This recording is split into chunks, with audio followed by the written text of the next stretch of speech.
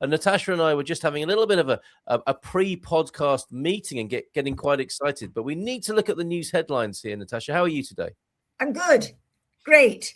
I'm glad to hear it. And we are at the Dia de Liberdade Eve. It's the day before the celebrations of the Carnation Revolution. I don't think I've ever asked you, what does that mean to you? Do you hold it dear in your heart? I do. I think it's an amazing thing that isn't very well known around the world. Yeah, tomorrow it means I've got to go all the way to Albufeira for a fantastic day of people, power and the liberty of expression of people being able to say that they don't like something. So I'm going to be going to cover a protest in Albufeira, and I'm really happy about that. But for me, what is Liberty Day? It just means usually a day when the sun is shining and we get a bit of extra time off, and that's freedom. That's freedom, right? Okay. Very good, very good. Okay, and is the protest you're talking about connected with Albufeira's desalination? It is, and it's actually very, very interesting because at the very beginning of this, when this first came along, the only people who seemed to be worried about it, concerned from the environmental point of view, only because it sounds lovely and it is a great idea. And yes, it's used in certain countries that have absolutely no rainfall at all and are like deserts. But the big concern here is simply that the brine and all the waste products from the process of withdrawing the water is going straight back into the sea. And they keep saying it doesn't matter, but of course it does. And the people who are the most upset and who are leading the protests tomorrow are the fishermen. Because as they've explained, and the government couldn't care less, this is what's so sad, is that the fishing industry in the Algarve is essentially coastal fishing, little people in little boats. They're not great big boats that go far out to sea. Yeah. And these little boats are the ones that are catching the lovely fish that we have on our plates when we go to the market or when we go to restaurants or whatever. But these fish will be driven further away because everything is going to change. The pH value of the water, everything will change if it's going to be more filled with salt. So they're really upset. But there's a lot of interesting stuff literally happening right now. It almost hasn't been in the paper, although I put a link to something yesterday. But there was a group of them went up to Parliament yesterday. Oh, okay. Or the day, yes, I think it was yesterday. Anyway, they put a thing on Facebook. Yes, it was yesterday. They put the thing on Facebook to say we've had some really good chats. They mentioned the parties. And they said, we think we're on a good track. But at the same time that they said all this, the state entity that has powered this idea, which is called Águas do Algarve, which is the entity that is responsible for basically managing the water and sanitation and stuff of the Algarve, they put online the fact that they had signaled the start of the works and they'd be starting on next week, meaning I suppose from Monday. So the protest is coming just before they say the works are starting. They say the works are starting, but that also is complicated because there are court cases going on at the moment against the plant that haven't been adjudicated, and there is still a public participation process into how people feel about all the, I don't want to say the word beginning with S, but all the stuff going out to sea.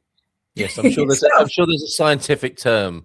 Yes, it's called brine and waste products, obviously. But basically, what it means is there's a lot of negative stuff that goes into it. Yes, I mean, whichever way you cut it, it's going to mean a serious impact on the marine ecology. It's going to be, but this is yes. But who are these people? Who are these people here signing the contract? I put that in because I was so distressed when I read this news. But this is basically people signing the fact that it's all going to happen from next week, and they are at Águas do Algarve. And I think it's a combination of Águas do Algarve and APA, which is the Portuguese Environment Association, another state body that says it's an environment association, but one has to take that. So it might be blue wash and not green wash on this occasion. Or it could be brown wash, the way it's brown wash is the way it's turning out.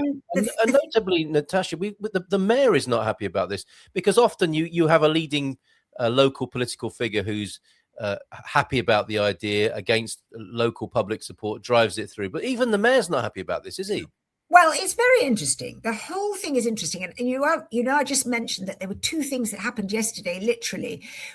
Something very interesting is that I've found a clip where the energy minister, she's the energy and environment minister, says, we're only going to use this. This is the first time I've ever heard this. We're only going to use this plant in cases of necessity. She has never said that before. Yeah. So I want to try and investigate that a little bit more. Maybe other people will be too, because if what they're saying is they're going to build this massive plant, expropriate people's land, put pipes through all the cliff and everything else, in order to only use it when we're in severe drought and we have no water, that becomes much more acceptable. Yes. But it's the first and only time I've heard that said. And I don't think people spend it'll end up being about 150 million in the end, because at the moment, the current quote is 108 million, but that was from last year, before we had all the increases in costs that have come from this war. Yeah, and these projects never come in on budget, do they? Exactly. But yes, you're absolutely right about the mayor. The mayor did a wonderful post over social media, very animated, about how he was frontally against this. Yes. The thing is he is the new mayor. He came in September after the or maybe it was October, after the last municipal elections. The mayor before had basically been a bit of a pushover when it came to this project. In fact, he had said nothing all the way through. But what's interesting about this mayor, unfortunately for him, is that people who are much cleverer have gone back in through things that he said in the past. Right. And when he was with a different party, because he's now with Chega, and before he was a right? PSD. Yeah. It's the only Chega municipality in the Algarve. But when he was with the PSD, apparently he supported the desalination plant. Okay. So that's made his frontal fury a little bit more sort of complicated. But however, Natasha, when local fishermen and the mayor are opposed to a project in their own town, it tells you something, doesn't it? Let's just hope we're going to get somewhere, because it will be devastating long term if they use the plant as they have said in the past they will be using it, because they say it's going to come on track in 2028. But this clip from the energy minister saying, we'll only use it when we need to, that kind of changes things. Unless it's a ruse I think it's a ruse, because everything the government says at the moment is a ruse. Do you remember last week we were talking about the fact that the government was getting into social media because they were going to try and counteract? Yes, I do. Yes, well, they've done it in the most catastrophic way. They've done it with AI. They put in AI pictures, to show their points of view. And it just looks so tacky. It probably looks like primitive propaganda, does it? It does. It looks like the worst type of. Yes, I don't want to. I was about to mention a country, but no. Yes, they've done it, and it looks dreadful. And this thing that she said may well have been a rash attempt at getting people on board, come what may. I just don't know. That makes sense. That makes sense. Okay, let's move on to the jet fuel crisis that is stoking fears for summer tourism. And of course, we begin here, don't we, with a really, really interesting position from the tourism, sort of big cheeses of tourism in Portugal, saying, it's our gain, what's going on in the world. We're not happy about it, but let's make the most of it anyway. And now this.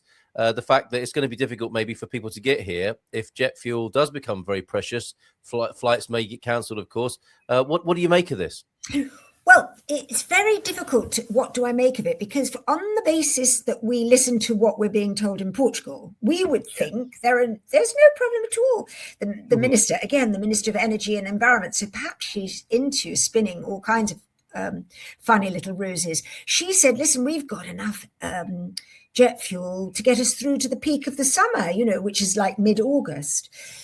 the thing is, it can't be, you can't take it on face value, because when a plane arrives, let's just imagine a plane is coming from Canada. Well, maybe they don't come from Canada. Maybe it's coming just somewhere from Europe. But it arrives, it disgorges its poor passengers to stand for hours in queues. But then it wants to leave. And it refuels in Faro or in Lisbon or in Porto. And so in other words, the jet fuel that we have, it isn't just our jet fuel. Yeah. We can't say, no, sorry, this is just for us. Because then we'd have loads of planes just sitting on the tarmac saying, well, we can't go anywhere. Yeah, right. It's a richer picture than you might imagine, isn't it? It's much more complicated. And she did admit, she said, well, of course, this will affect everyone. So if it affects everyone, it will affect us. Oh. So Portugal's doing a very good show again, but so good that it becomes unbelievable, of saying that we're going to be the only country that isn't affected by the jet fuel crisis. It's cultural, isn't it? I mean, that's what, in many ways, it's what we love about Portugal. It's like, don't worry, it's going to be fine. We love that. We love that sentiment, but occasionally it might not be true. Yeah, sometimes you just have to come up against the brick wall and say, actually, this is a major crisis. Yeah, we are seeing cancellations, aren't we? You've noted here that Lufthansa have announced a cancellation of 20,000 short-haul flights through to October. That's significant, and they won't be the only ones, will they? No, they won't. And I think that Ryanair has also said that he's going to be starting to reduce flights. He said if the war wasn't over, I think he said by mid-April. So they're going to be starting to make decisions. Then there's another one that I mentioned in the text. I think it's called Transvia or something. But you see, from the point of view of a passenger, I was just trying to put myself in the point of view of a family, let's say. So you've got your whole family, you've got your tickets, or you're going to book your flight. And then you say to yourself, well, do I really want to go somewhere and not know if I'm going to get back? Because people are thinking like that, Natasha. They are. Yeah. That's in the back of people's minds, isn't it? And on the one hand, you can get a lovely holiday in the Algarve at a reasonable rate. But if it's going to cost you 500 quid per person to get there, it's not going to happen, is it? Exactly. And exactly. Because if you're then there's the added problem of people taking so long to get through passport control that they're missing their flights and having to buy much more expensive ones. Okay. So, at this point, I want to say, like the Portuguese do, it's going to be fine. Don't worry. Please come to Portugal. Come and have a great holiday. But there are a number of things working against that at the moment that we need to settle.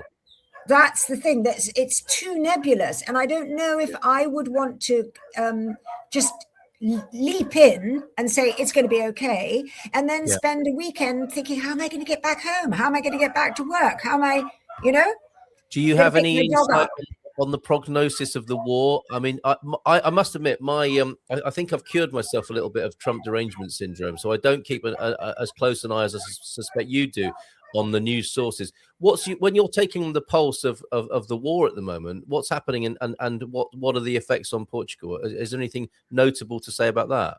Well, not particularly notable. I mean, I've tried to disconnect a little bit from the whole war thing. It's just becoming so tedious.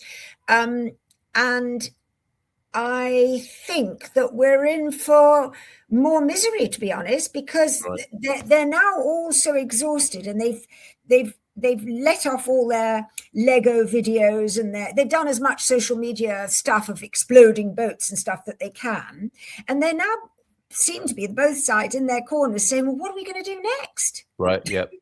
It's true. So that leaves us wondering, if they don't know, how on earth can anyone looking at it know what's happening? Exactly. Squire of the Shires is here, and it's my great pleasure to announce that you'll be joining us on the Good Morning Portugal show a couple of times a month, starting on Monday. So we look forward to some engagement with our community on Monday. You'll be joining us at 8:40 next Monday morning. The USA is sequestering European jet fuel to stoke the Middle Eastern crisis. Didn't know about that, which they started to bomb more oil refineries with taxes we paid. Bonkers world. Well, we can't argue with that, can we? Let's move on to renewables aren't enough.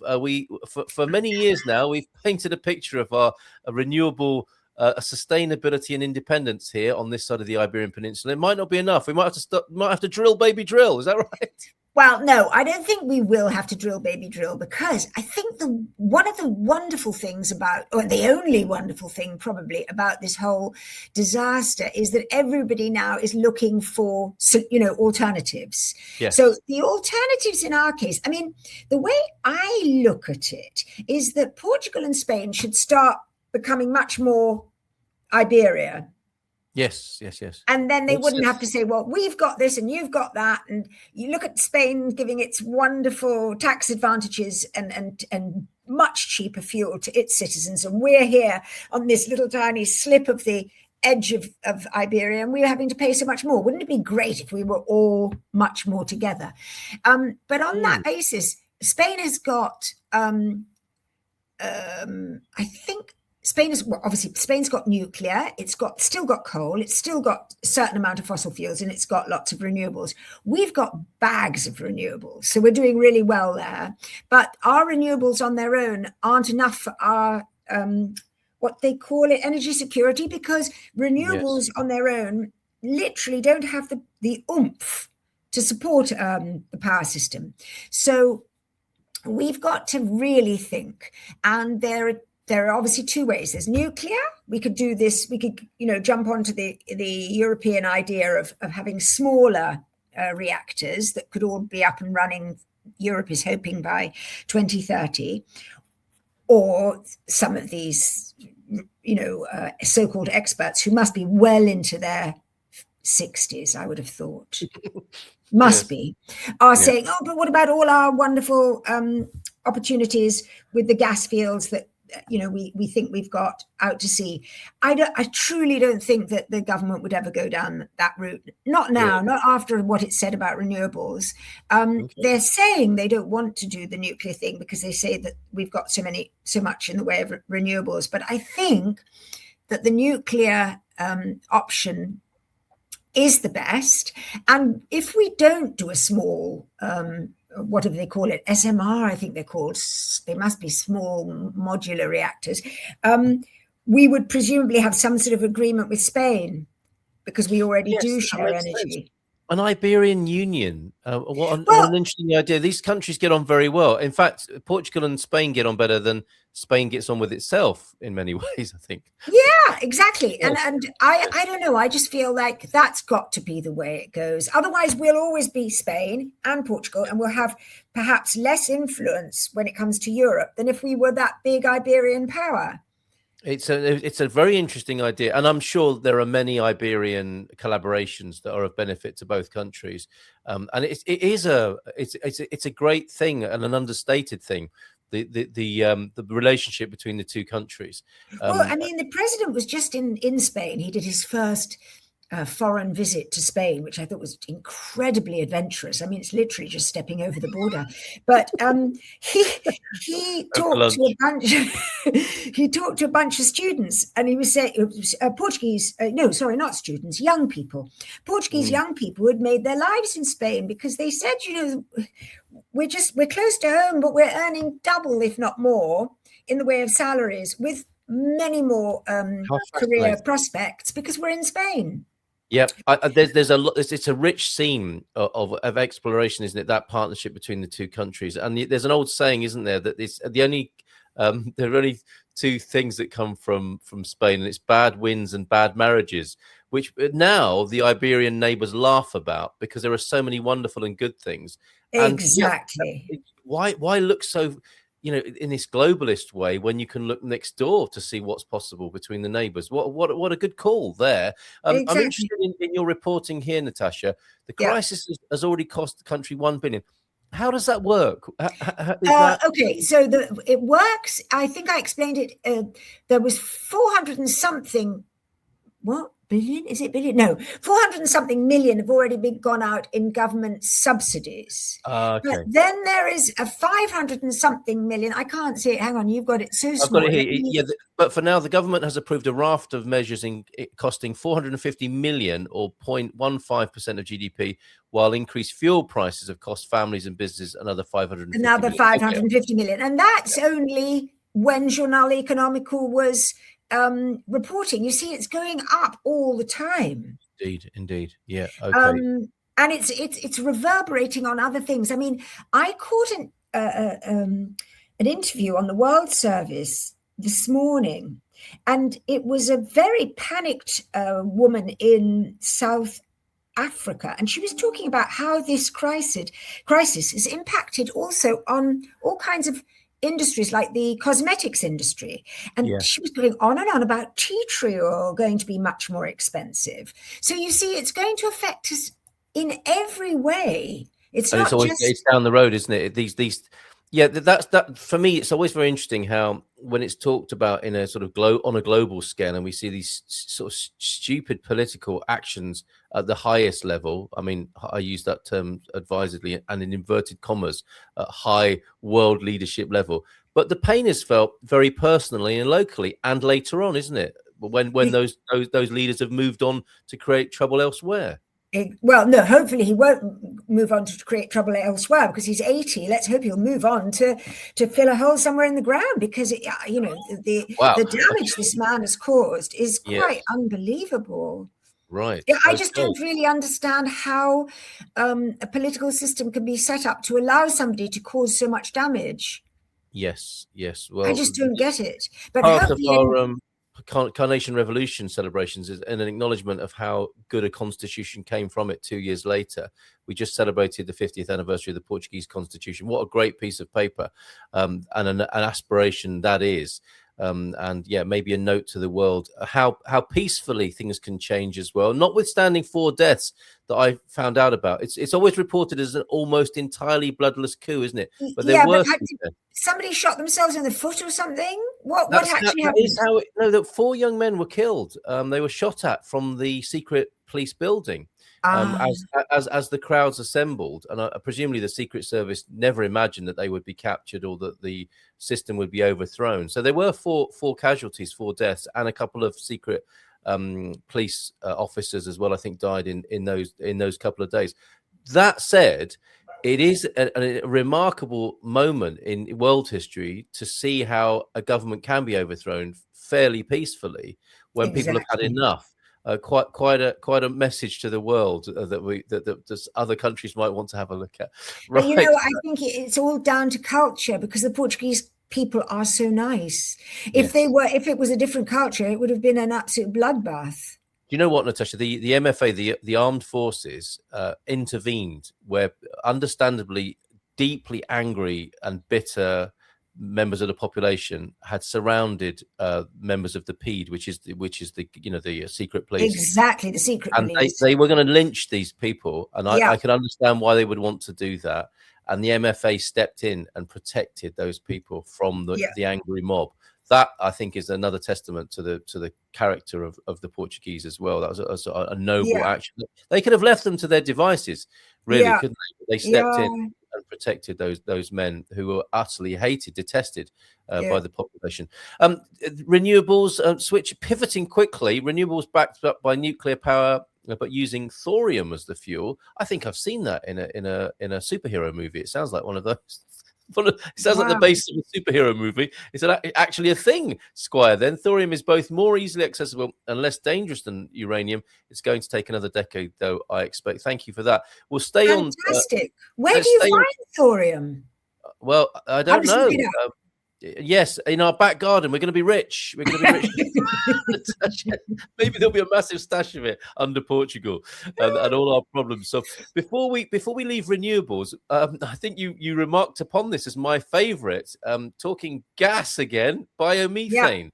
Just finishing today. There's more biomethane lobbying going on, is there? Exactly. The energy grid people, they're called REN, have said that they really want more sort of encouragement for biomethane, because it's, as they say, it's the way to decarbonize the gas sector. Because like we were saying last week, biomethane can more or less be pumped straight into the system that already exists. Very minor adjustments. Brilliant. So biomethane is a fantastic way of getting rid of all the cow poop and the silage and all kinds of stuff that comes from farms and all waste matter. Probably also crop, all of it. Yes. Refuse. And it goes into biomethane. It's just fantastic. Manure of every kind can power this. I don't think probably human would work. It Because can it'd do, be fantastic if it did. and we make a lot of it. Let's face the Well, fact. more and more every day. More and more every day. And coincidentally, as you write here in Porto, Chega was meeting today with other members of Patriots for Europe right-wing group to discuss energy sovereignty. They might even be on side with this. They create a lot of gas, some say. Oh my goodness, yes. But all roads lead to a little bit of independence and sovereignty with this. So all the players might be on the same page for biomethane, and the infrastructure, as you quite rightly point out, is there, isn't it? Exactly. Amazing. So it's, this is why you've got to look at everything that goes wrong and sometimes say, well, something is coming out of this that might go in the right direction. Well said. Well said. On the matter of thorium, finally, thank you, Squire, for joining us. It's a type of salt. Search thorium. Found in trace amounts in soil, rocks, water plants. It's a godsend, and animals, and it's more abundant than uranium in the Earth's crust. Look at that. I was expecting to learn that today. Thank you, Squire. More of Natasha on the Good Morning Portugal show this coming Monday morning, which will be the 27th, will it not? At 8:40, she'll be joining us, and we'll be talking about the news and have a chance to engage with Natasha. Then, in the meantime, do give my best regards to those Força Pescadores of Albufeira who are protesting against the desalination plant, and I hope they get their way and that the ecosystem there isn't too badly disrupted. But at the same time, we do need drought solutions, do we not, as well? It's not like the problem's going away. Well, we don't know, do we? Because, you see, when everybody got into their knickers into such a twist about the years that we had where we had very, very little rainfall, if you talk to older people, they'd say, but we always have this. We have 10 years with nothing and then 10 years. And now a lot of people are saying this winter will be just as wet as the last couple. So let's wait and see. And listen to the old people, for sure. They've got something useful to share. Thank you very much. Bon fin man. Have a great weekend, Natasha. Thank you for tuning in. Take care. See you on Monday. See you on Monday and see you on Fridays for Natasha Donn's news review. Thank you very much indeed. Take care and bye for now. Ciao, ciao.